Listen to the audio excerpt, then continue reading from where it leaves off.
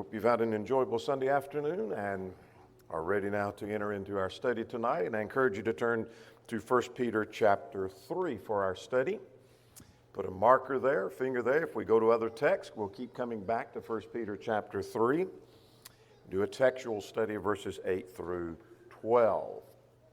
Let's start reading at verse 8 through verse 12, 1 Peter chapter 3. The text says, "Finally, all of you be of one mind, having compassion for one another, love as brothers, be tender-hearted, be courteous, not returning evil for evil or reviling for reviling, but on the contrary, blessing, knowing that you were called to this, that you may inherit a blessing.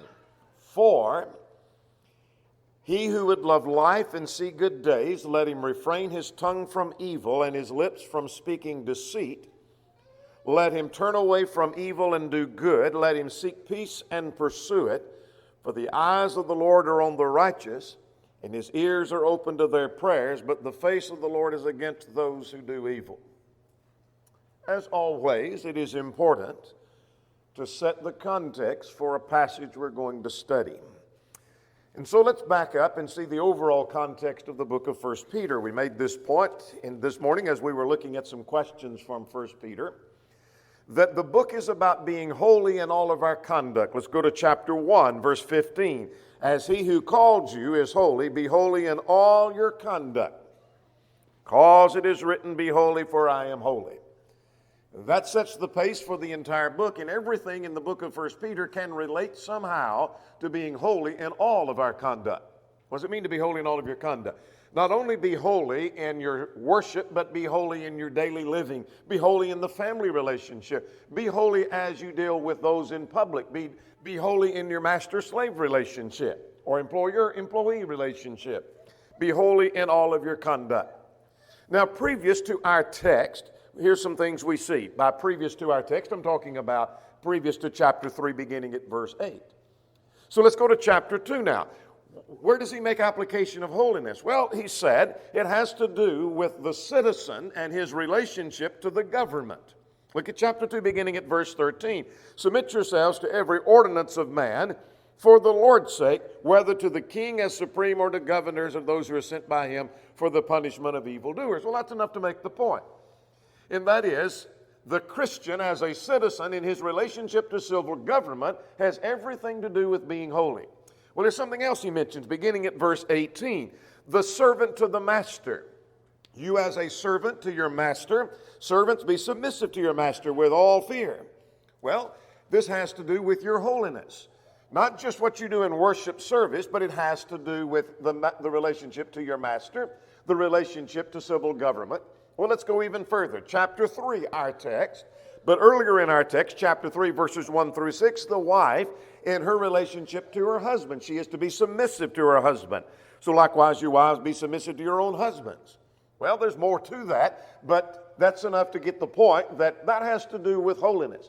Verse 7, the verse just before our text, begins at verse 8, "Husbands toward their wives. And that is likewise, husbands, dwell with them according to understanding, giving honor to the wife as unto the weaker vessel, as being heirs together of the grace of life, that your prayers be not hindered."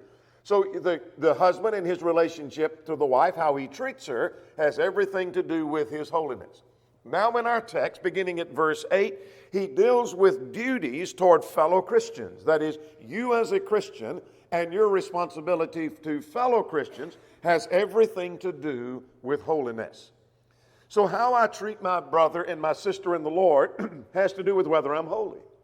That's the point I want us to see. Now let's go back to our text, and I want you to focus on the words that are in bold. And he talks about all of you. He talks about brethren. He starts off in verse 8, "Finally, all of you." And then he addresses them as one another and brothers. And then he talks, as he quotes from Psalm 34, "He who would love life." So this text is talking about loving life with our brethren. So let's talk about that in our study tonight from 1 Peter chapter 3, loving life with our brethren. We ought to love life. What does that mean? Well, we're going to explain that from the context. But we ought to love life with our brethren. because he talks about brothers and one another and our one another relationships. Two things we're going to see in the study from 1 Peter chapter 3. How to relate to brethren and reasons for so relating to our brethren. Mentioned right here in the context. So if you haven't already got your Bible open, I encourage you to do that. Turn to 1 Peter chapter 3. And let's start at verse 8 and let's begin listing things about how to relate to brethren so that we're loving life with our brethren. Let's start with verse 8. Here's part of our relationship and our responsibility. Here's how you relate to brethren. First of all, he says at verse 8, finally, all of you be of one mind. Be of one mind. Now, there's going to be times when that's hard.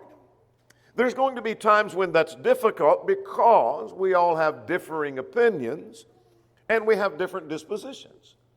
And so one has been in one direction with their opinion, or they've been in one direction with their disposition and their manner of life, and someone else has been in the opposite direction. But in spite of that, we're to be of one mind. To be harmonious, Strong says, is what that means. The New American Standard 95 so translates that. We as brethren are to be harmonious in our relationships. The English Standard translates that unity of mind. So it gives the idea not only are you to be united, and while you stay together, but you squabble and fight, as we talked about this morning of wars and fightings of James 4, that's not the idea, but there's to be unity of mind as if you're functioning from one mind. You actually have more minds than one, but you're functioning as if you have one mind.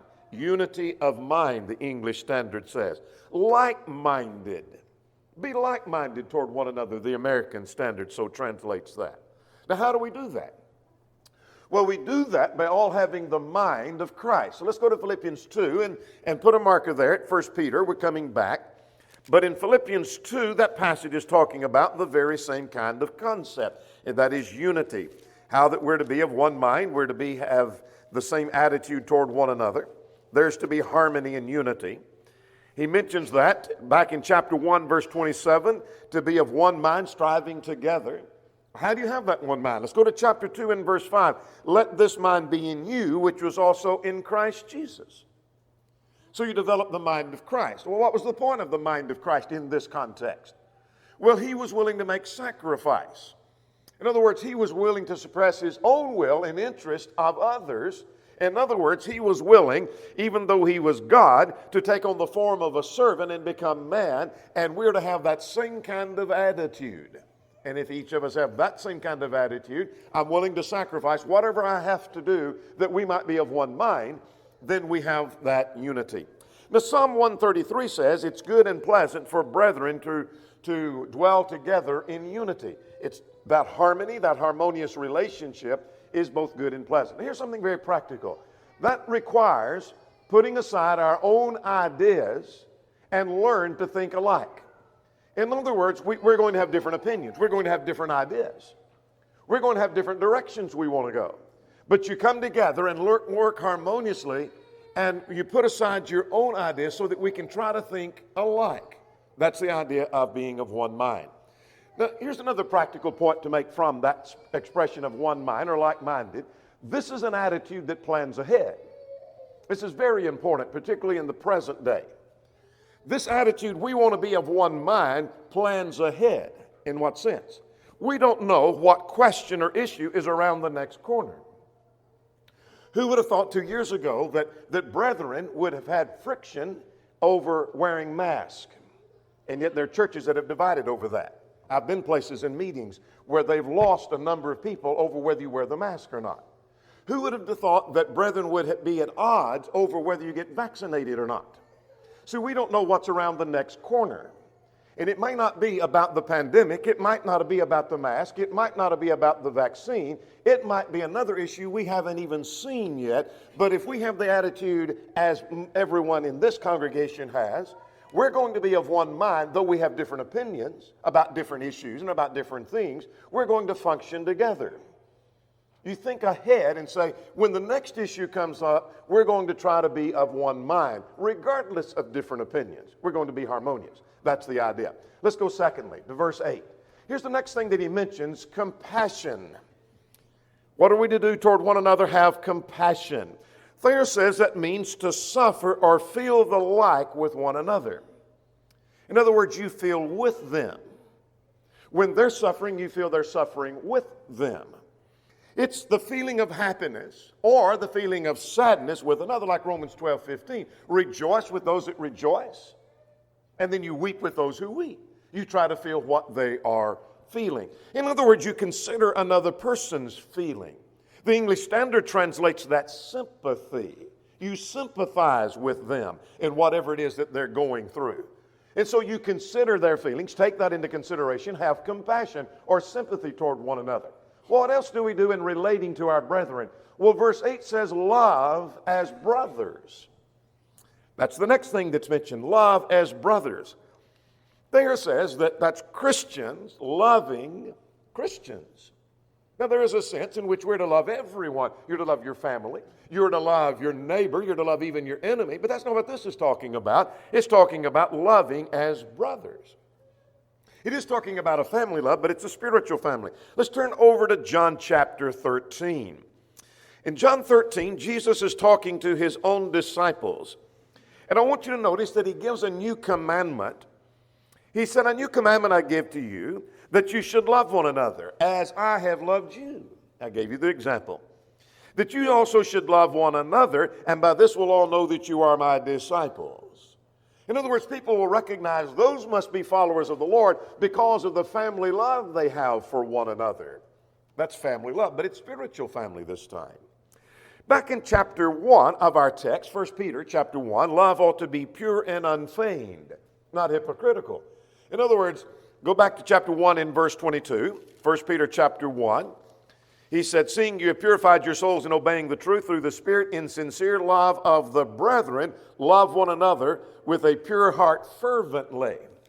In other words, our love is to be pure. It's not to be feigned. It's not to be pretended or spoken of, but not then exemplified. Love as brethren. Now, this is not agape love.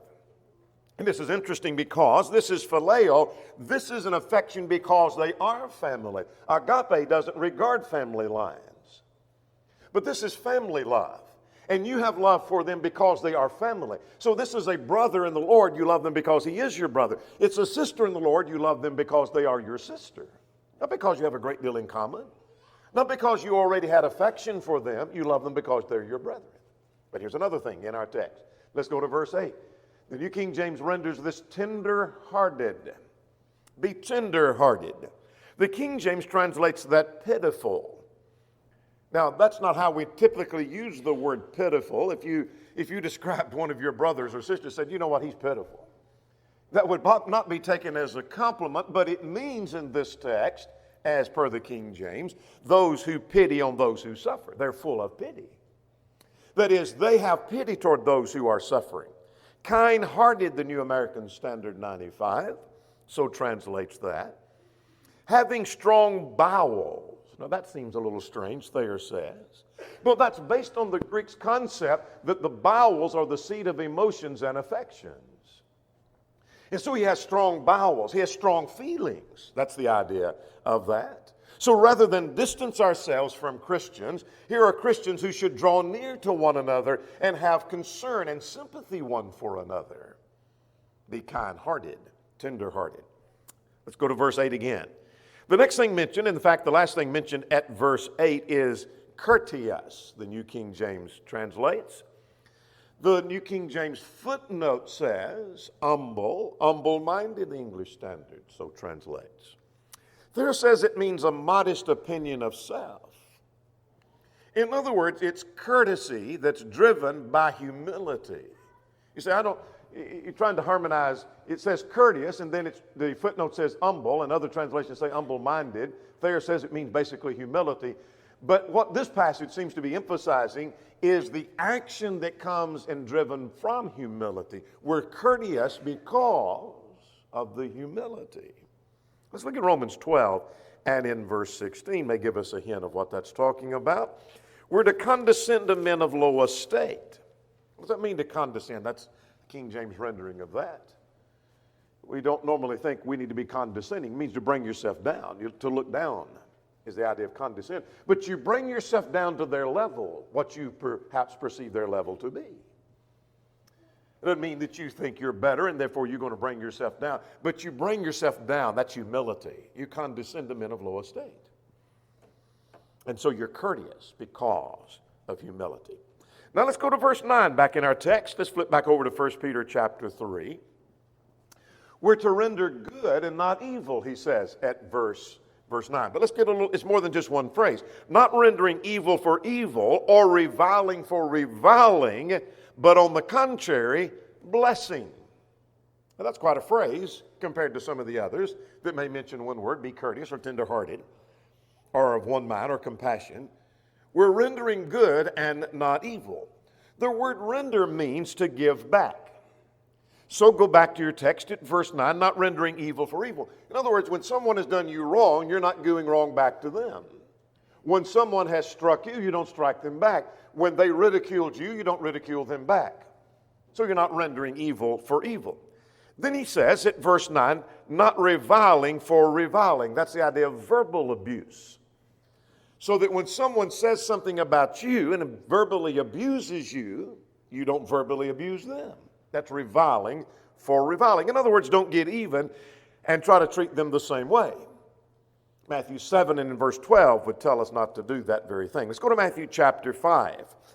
In fact, our text says, that is in 1 Peter says, that we are to render blessing instead of rendering evil for evil or reviling for reviling. You instead give a blessing. Well, that was what the point was in Matthew chapter 5. So let's go verse 38 to 43. We won't read all of that.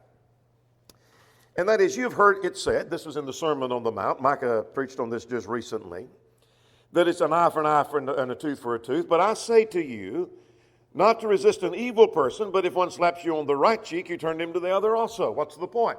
He's not literally saying that if someone hits you on one side, make sure they hit the other side also, but do not retaliate. That's the point. And that's what Peter is saying in 1 Peter chapter 3. Now, we won't read all of Matthew chapter 5. But let's go back now to chapter 2 of 1 Peter to make a connection in the context.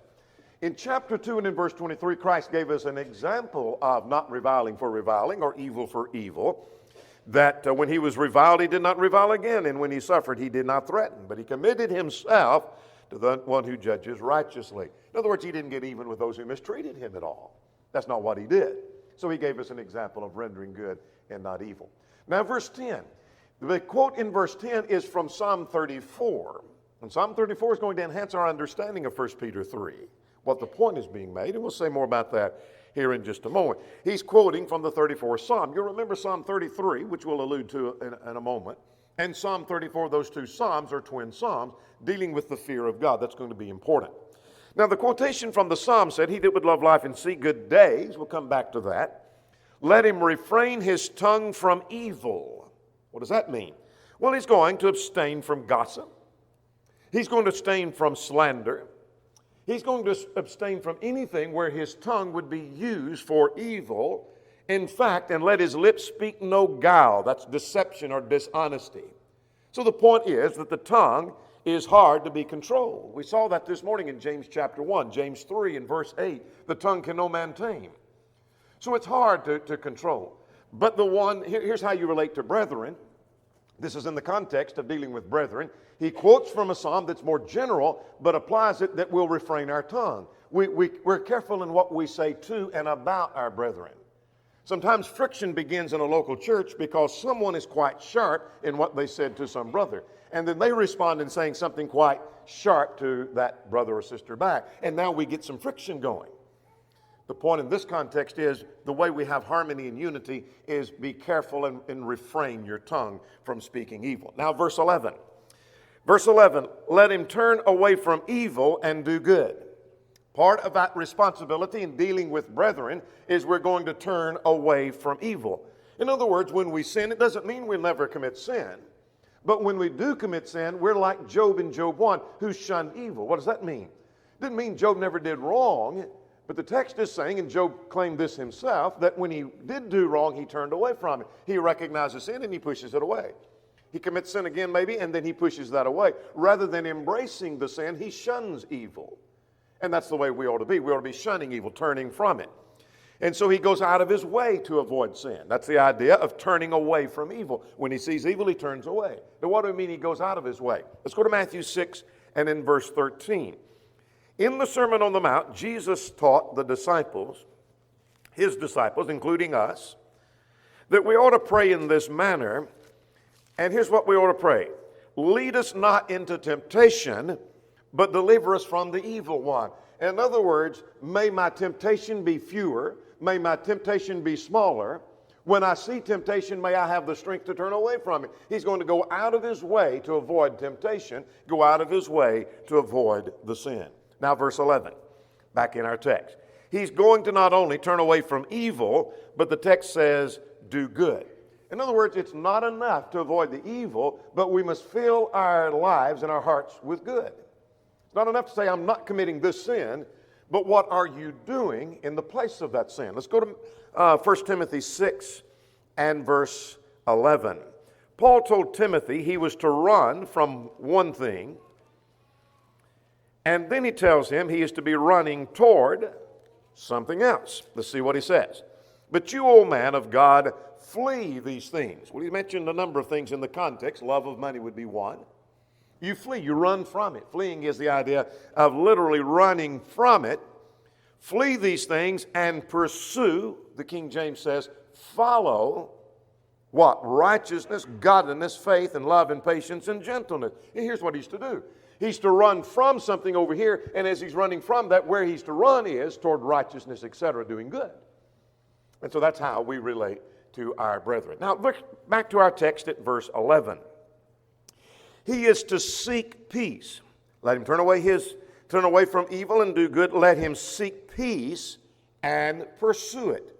What does it mean to seek peace? He's seeking peace with God. He wants a peaceful relationship with his God. He wants a peaceful relationship with others, the harmony that we saw in verse 8. The idea of seeking means he strives for it. He seeks to obtain that. In other words, he doesn't just embrace harmony if it comes his way. I'll get along with people if they'll come my direction. I'll get along with people if they meet my conditions. But he's pursuing after peace. Follow after things that make for peace, Romans chapter 14 would so tell us. Let's go to Romans chapter 12. Romans 12 is right in the heart of a discussion of relationships. And talking about these relationships, notice verse 18 of how to seek peace. Notice the text says, if it is possible, as much as depends on you. That means sometimes it's not possible. It means there's responsibility in this relationship that rests on your shoulders as well as theirs. Live peaceably with all men. In other words, try to get along with everyone. Try to have a peaceful, harmonious relationship and put every effort forward to have a peaceful relationship. And especially so in this context among brethren. Now, what have we seen in the first section here of how to relate to brethren? We're talking about loving life with our brethren. How do I relate to brethren? Be of one mind. Have compassion. Love as brothers. Have a tender heart toward one another. Be courteous, driven from humility. Render good and not evil. Refrain your tongue. Control what you say to and to about your brethren. Turn away from evil. Do good toward them, and then seek a peaceful relationship. Now let's spend the rest of our time talking about reasons for that found here in our text. And there are three we want to notice. What's the reason, other than, okay, God told me to? That's a good enough reason, and we could leave it at that. But what reasons are given in the text of why I want to have this relationship with brethren? Why do I want to love life with brethren? Why do I want to be courteous? And why do I want to be harmonious? Well, let's begin looking at the reasons given here in our text. First of all, in verse 9, it's to inherit a blessing. Go back to verse 9 of 1 Peter chapter 3, if you've left there. Not returning evil for evil, reviling for reviling, but on the contrary, blessing, knowing that you are called to this, that you may inherit a blessing. So you say, why do I need to do this? Why is this important to go through those relationships and have a good relationship to others? It's because we are seeking to inherit a blessing. Glenn Hamilton suggested in his work on 1 Peter that since Christians are called to be blessed, they should also bless others. Now, this blessing that he's receiving, notice again at verse 9, is in the context of him giving a blessing. So don't revile, reback. don't return evil for evil, but return a blessing for the evil that's done. So when someone does you wrong, even a brother who does you wrong, do good toward them. Why do you bless them? Because I'm interested in being blessed. Since we have received from God His grace and goodwill, we should show the same thing to others. So the point is, we're doing that in view of the hope of eternal life. That's the blessing we're looking for. So why do I want to treat my brethren right? Because I want to go to heaven. Why do I want to be harmonious? Because I want to go to heaven. Why should I be courteous? Because I want to go to heaven. I'm wanting to inherit a blessing. But let's go further. Verse 10, he says, for he that would love life and see good days. So why do I want to be the person that's described in verses 8, 9, 10, and 11? Because we're seeking to love life. Now, this simply means you enjoy life to the fullest. Now, there are people who say they enjoy life and they love life in a sense, and they may live ungodly, but they're really enjoying life. That's not the point in this context. If you really want to enjoy life to the fullest, then here's the key to it found here in our context. He that would love life and see good days. What does it mean, see good days? Days that are full of spiritual joy and that are fruitful and beneficial. And so you get up one morning and you say, this is a bad day. I'm having a bad day. I feel bad. I got sick today. That's not contrary to these good days. You're still having the good day of this text. Or maybe you lose your job one day and you say, well, I'm having a bad day. That's not the bad day of this text. You're still having this good day. You're loving life and seeing good days. You're seeing days that are full of spiritual joys, that are fruitful in the Lord, and that are beneficial in the Lord. No matter what may happen. If you would love life and see good days, here's what needs to be done. So he's talking about loving life as a life that's pleasant and it's very enjoyable. It's possible for the child of God to live a life that's enjoyable in spite of the problems that may come along their way. You say, well, I'm having a bad day. Not in this sense. I want to emphasize again, this good day is a day full of joy in the service of the Lord despite the problems we have. Now here's the third thing in the context. Is because the eyes of the Lord are over the righteous, verse 12. Now that's again a quotation from Psalm 34. So let's go to verse 12 and read that again. For the eyes of the Lord are over the righteous, and His ears are open to their cry. In other words, this is talking about God's favor and God's blessings. Now let's go back to Psalm 33. I said these are twin Psalms, Psalm 33 and Psalm 34. Both talk about the fear of God. Look at Psalm 33 and in verse 18. The eyes of the Lord are on those who fear Him. Now I'm understanding some terms that are used interchangeably here as you let one text comment on another text. You see, Psalm 33, 34 go together. And Psalm 34 is being quoted in 1 Peter 3. And we're going to come to that in just a moment in Psalm 34.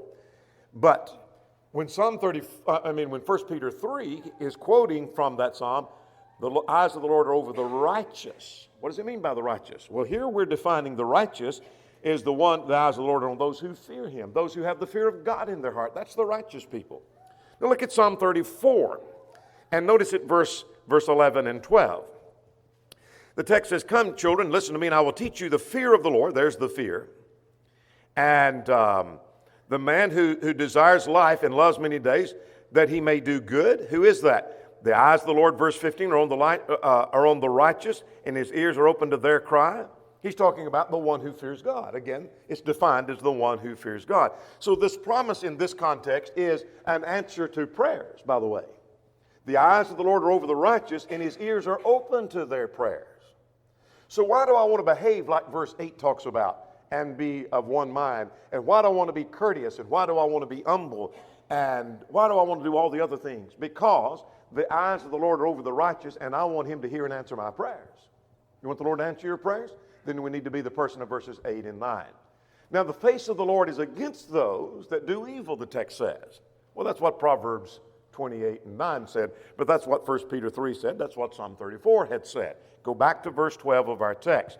The eyes of the Lord are over the righteous. His ears are open to their prayers, but the face of the Lord is against those who do evil. So why do I want to be the person who's trying to have this relationship with brethren, it's because of these three reasons. I'm looking to inherit a blessing, because I'm trying to love and enjoy life, and because the eyes of the Lord are over the righteous, and I want him to hear my prayer and to hear my cry. That's why we become that person. Loving life. Psalm 34 talked about that. 1 Peter 3 talks about loving life, and we do that with our brethren. Here's how we relate to our brethren. Here's the reason for it, found right here in this context. There may be one or more present who's not a Christian, who's not a child of God. Would you come tonight believing that Jesus is the Christ, the Son of the living God? Would you repent of your sins, acknowledge your faith, be buried in the waters of baptism for the remission of sins? If you're subject in any way, would you come while together we stand and while we sing?